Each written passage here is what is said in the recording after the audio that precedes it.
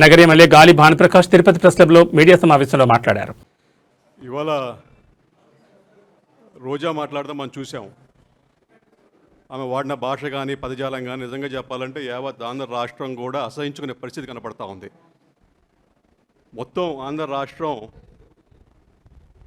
యావత్ ఆంధ్ర రాష్ట్రం అన్ని జిల్లాల్లో ఇక్కడ అక్కడని కాకుండా మొత్తం చేత్కరించుకొని 11 సీట్లకు పరిమితం చేస్తే కూడా ఇంకా కూడా బుద్ధి రాకుండా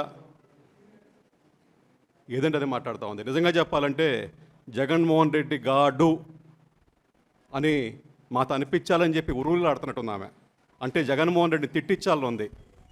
ఆమెకి సీట్ వస్తుందో రాదో తెలియదు కాబట్టి ఇప్పుడే జగన్మోహన్ రెడ్డిని తిట్టిద్దాం, జగన్మోహన్ రెడ్డి గాడిని తిట్టిద్దాం అని చెప్పి యాసలో పోతా ఉంది. కానీ ఆమె ఆ పార్టీకి మేలు చేస్తాను అనుకోవట్లే.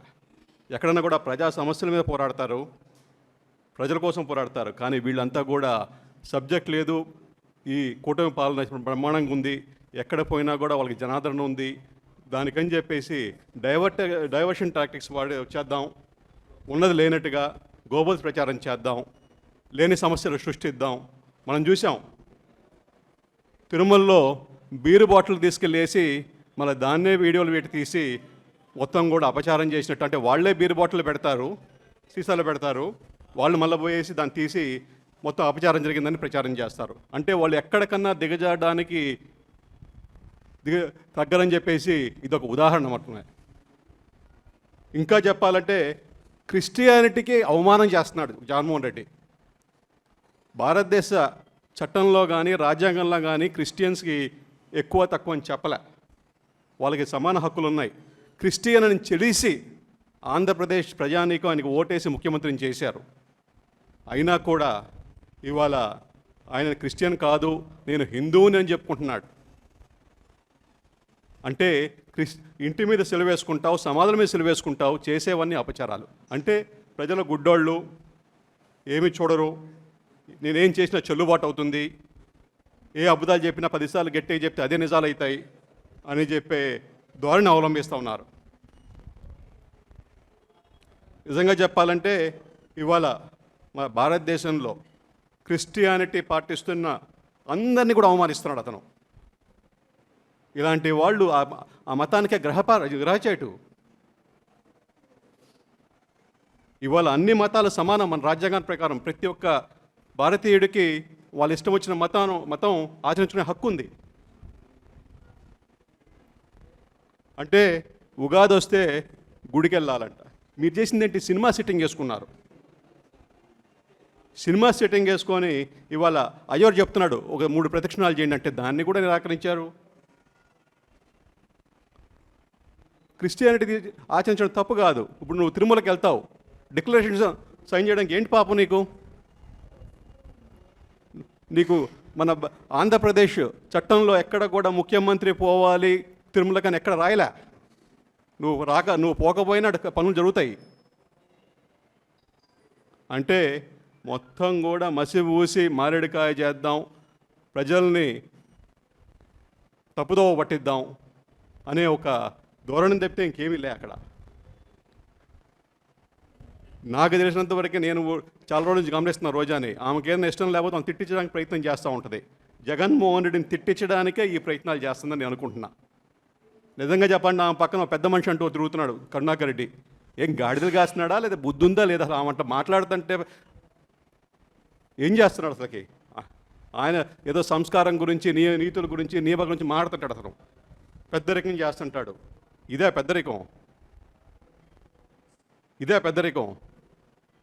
చేసేవన్నీ కూడా పనికిరాని పనులు, గాచారాలు, పలికేది మటుకు నీతి పలుకులు. ప్రతి ఒక్క దాంట్లో స్కామ్. రోడ్లు వేసే అంటున్నాడు. రోడ్ల పక్కల ఎన్ని భూములు లావాదేవీలు జరిగినాయి తీయండి. రోడ్లు వేసిన ప్రతి చోట భూములు మారున్నాయి చేతులు. రోడ్లు వేసే ముందర 1000 కోట్ల స్కాములు. ఇవాళ అవన్నీ చూసే ప్రజలు అన్నారు ఇలాంటి వాళ్ళని పెట్టుకుంటే మనం రోడ్డును పడతామని చెప్పేసే ఉద్దేశంతోనే ఇవాళ వాళ్ళ యావత్ పార్టీని అంతా కూడా చేత్కరించుకొని ఇవాళ 124 సీట్లతో కూటమి ప్రభుత్వాన్ని అధికారంలో పెట్టారు. ఇప్పటికైనా కూడా మీరు మీ పద్ధతులను మార్చుకోకపోతే రానున్న రోజుల్లో ప్రజలు గమనిస్తున్నారు. మీరు చేస్తున్న అగచాట్లు కానీ అపచారాలు కానీ హిందూ మతంతో ఆడుకుంటున్నది కానీ ఏ ఒక్క హిందూ కూడా మిమ్మల్ని హర్షించడు. ఇంకా చెప్పాలంటే క్రైస్తవులు కూడా హర్షించరు. తెలుగుదేశం పార్టీ కూటమి అధికారం వచ్చినాక అన్ని మతాలను సమానంగా చూస్తున్నాం. ఇప్పుడు మౌజీలకు కానీ ఇమాములకు కానీ మనం జీతాలు ఇస్తున్నాం ప్రతి నెల పింఛన్గా. మసీదులు కట్టాలని డబ్బులు ఇస్తున్నాం, చర్చిలు కట్టాలని డబ్బులు ఇస్తున్నాం. కానీ మీరేం చేస్తున్నారు? ఇవాళ అన్ని ఆస్తులు కూడా అన్యాక్రాంతం చేశారు. మీరు క్రిస్టియన్ అంటున్నారు, ఎన్నో చర్చిలకు సంబంధించిన ఆస్తులు కూడా మీరు 5 సంవత్సరాల్లో అన్యాక్రాంతం చేశారు. మీరు వక్ఫ్ భూములను అన్యాక్రాంతం చేశారు, ఎండోమెంట్ భూములను అన్యాక్రాంతం చేశారు. ఏ ఒక్క మతం కూడా మీరు విలువల. ఎంతసేపు కూడా నాకేంటి లాభం, నేను ఎంత దోచుకోగలను, ఎంత తినగలను, ఎంత దాచుకోగలను, ఎక్కడ పోగలను అని చెప్పే యాస తప్పితే ఇవాళ ఏ ఒక్కరోజు కూడా ప్రజల కోసం పోరాడిన దాఖలాలు లేవు. 5 సంవత్సరాల్లో ఒక్కరోజు కూడా ప్రజల పక్షాన ఏ డిసిషన్ తీసుకోవాలా. ప్రతి ఒక్క చేసిన పని వెనకాల ఒక కుట్ర కోణం దాగి ఉంది. ఇప్పుడు కన్నా ఇంకా ఢిల్లీ పోయింది. ఢిల్లీ పోయేసి మండపం గురించి మాట్లాడింది. 2023లో సర్వే చేస్తున్నప్పుడు, ఆమె మంత్రిగా ఉన్నప్పుడు సర్వే చేస్తున్నప్పుడు గాడిదలు కాస్తుంది ఆమె ఇంటి ముందు పోతున్న సర్వే చేస్తున్న ఆ రోజు ఎక్కడ నిద్రపోతూ ఉంది? ఎవరు నిద్రపోతూ ఉంది? ఇవాళ వచ్చేసి ఎంతో పెద్ద దాన్ని సేవ్ చేస్తున్నట్టు ఇవాళ నువ్వు చేసిన తప్పు వల్ల జరుగుతూ ఉంది. అది ఆ రోజు కానీ చెప్పుంటే, ఆ రోజు కానీ ఆ సర్వే చేస్తున్నప్పుడు ఇక్కడ మండపం ఉంది అని చెప్పాలి. అన్నీ అయిపోయినాక, టెండర్లు అయిపోయినాక ఇవాళ అన్నీ వచ్చి నంగి మాటలు మాట్లాడితే అట్ట. నిజంగా ఆశ్చర్యం వేస్తుంది వీళ్ళ పరిచయాలు, సంబంధాలు చూస్తుంటే. తిరుమలకి వెళ్తుంది, ఎట్లా వెళ్తుందో తెలియదు, మేమే వెళ్ళాము అన్నిసార్లు. అందరిని తీసుకెళ్తుంది, అదొక వ్యాపారం. ఆమె సంబంధాలు ఎంతో అంత లోతుగానే అర్థం చేసుకుంటాను. దాన్ని బట్టి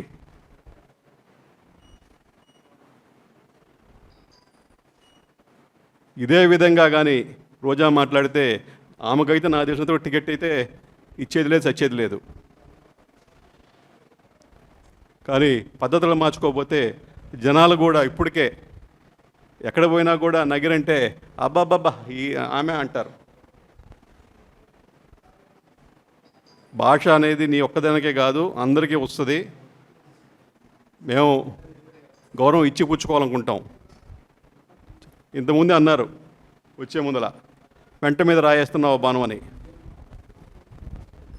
నిన్ను దేంతో పోల్చారు అర్థం చేసుకో. ఇక్కడే ప్రెస్ క్లబ్లోనే ఇందాకే అన్నారు, వెంట మీద రాయబోతున్నావు బానని.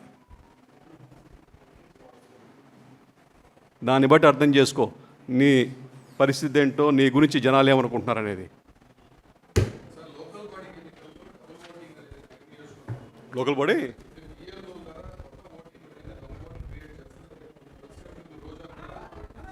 ఏం క్రియేట్ చేస్తున్నావు?